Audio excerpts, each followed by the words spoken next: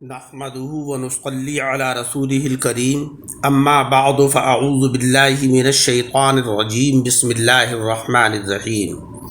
سامعین اکرام، آج ہمارے دلوں میں اللہ تبارک و تعالیٰ کا خوف نہیں ہے، اسی وجہ سے ہم رات و دن گناہوں کے اندر لت پت رہتے ہیں۔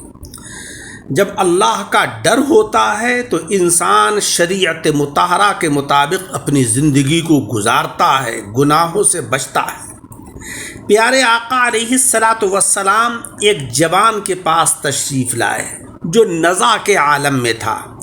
آپ نے فرمایا کہ اے جوان، اپنے آپ کو کس عالم میں پاتے ہو؟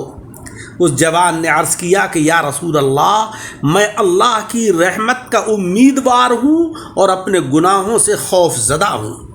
حضور علیہ السلام نے یہ سن کر فرمایا کہ کسی بندے کے دل میں ایسی دو باتیں جمع نہیں ہوتی مگر اللہ تعالیٰ اس بندے کی امید پوری کر دیتا ہے، اور گناہوں کے خوف سے اللہ رب العزت اس کو بے نیاز کر دیتا ہے۔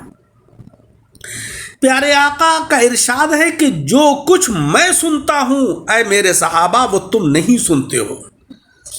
میں سن رہا ہوں کہ آسمان چرچرا رہا ہے اور اس کا حق ہے کہ وہ چرچرائے، کیونکہ رب ذوالجلال کی قسم آسمان میں 4 انگل جگہ نہیں ہے جس میں فرشتے بارگاہ الہی میں سجدہ ریز نہ ہوں۔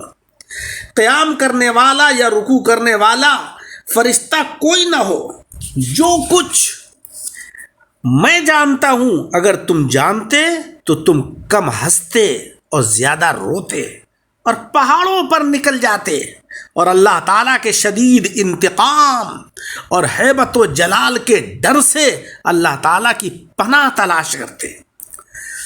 جب یہ آیت کریمہ نازل ہوئی وَأَنذِرْ عَشِيرَتَكَ الْأَقْرَبِينَ، اپنے قریبی رشتہ داروں کو ڈراؤ، تو آقا علیہ الصلاۃ والسلام کھڑے ہو گئے اور فرمایا کہ اے گروہ قریش، اللہ تعالیٰ سے اپنے نفسوں کو خرید لو، میں تمہیں اللہ تعالیٰ کے معاملات میں کسی چیز سے بے پرواہ نہیں کروں گا۔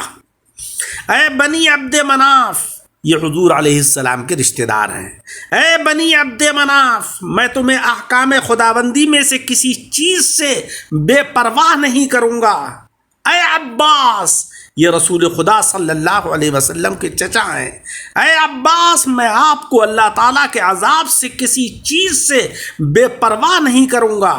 اے صفیہ، یہ آقا علیہ السلام کی پھوپھی ہیں، میں تم کو اللہ تعالیٰ کے سامنے کسی چیز سے بے پرواہ نہیں کروں گا۔ اور حضرت سیدہ فاطمہ کو آپ نے مخاطب فرمایا جو آقا علیہ السلام کی بیٹی ہیں کہ اے فاطمہ، میرے مال سے جو چاہے تم مانگ لو، مگر میں اللہ رب العزت کے سامنے تمہیں کسی چیز سے بے پرواہ نہیں کروں گا۔ میرے عزیزوں، آقا علیہ الصلاۃ والسلام اپنے خاندان کے متعلق اس طرح فرما رہے ہیں، اور آج ہمارا حال یہ ہے کہ ہم محض اللہ تبارک و تعالیٰ کی رحمت کے اوپر تکیہ اور بھروسہ کیے ہوئے ہیں اور اللہ تبارک و تعالیٰ کے احکام کی پابندی سے بے پرواہ ہیں۔ نہ نمازوں کا اہتمام، نہ روزوں کی پابندی، نہ زکوٰۃ کی ادائیگی کی فکر، نہ حج فرض ہوتے ہوئے حج کی ادائیگی کی فکر۔ لہذا کس طریقے سے ہم اللہ تبارک و تعالیٰ کی رحمت کے امیدوار ہیں؟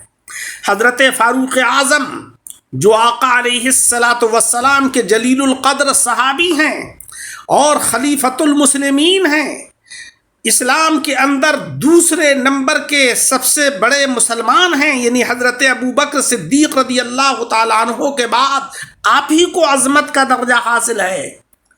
حضرت فاروق اعظم کو جب نیزے سے زخمی کر دیا گیا اور آپ کی وفات کا وقت قریب آیا تو انہوں نے اپنے بیٹے سے کہا کہ بیٹے، میرا چہرہ زمین پر رکھ دو، افسوس اور شدید افسوس، اگر اللہ نے مجھ پر رحم نہ فرمایا تو میرا کیا حال ہوگا۔ حضرت ابن عباس رضی اللہ تعالیٰ عنہ نے کہا کہ امیر المؤمنین، آپ کو کس چیز کا خوف ہے؟ اللہ تعالیٰ نے آپ کے ہاتھ سے فتوحات کرائیں، شہر آباد کرائے، انہوں نے کہا کہ میں اس بات کو پسند کرتا ہوں کہ مجھے برابر ہی میں چھوڑ دیا جائے، یعنی اللہ تبارک و تعالیٰ کے یہاں نہ مجھ کو کچھ انعام ملے نہ مجھ کو کوئی نقصان پہنچے، برابر میں چھوڑ دیا جائے۔ عزیزوں، ایک جلیل القدر صحابی خلیفۃ المسلمین جس کی عظمت اللہ کے رسول صلی اللہ علیہ وسلم نے بیان فرمائی، جن کو دنیا ہی کے اندر آقا علیہ السلام نے جنت کی خوشخبری عطا فرما دی، ان کے خوف اور ان کے ڈر کا یہ عالم ہے کہ اللہ تبارک و تعالیٰ کی بارگاہ میں یہ سوچ کر کانپ رہے ہیں اور یہ آرزو کر رہے ہیں کہ مولا رب العزت مجھے برابر کا معاملہ کر دے میرے ساتھ، اور نہ مجھے انعام دے نہ مجھے کوئی نقصان پہنچائے۔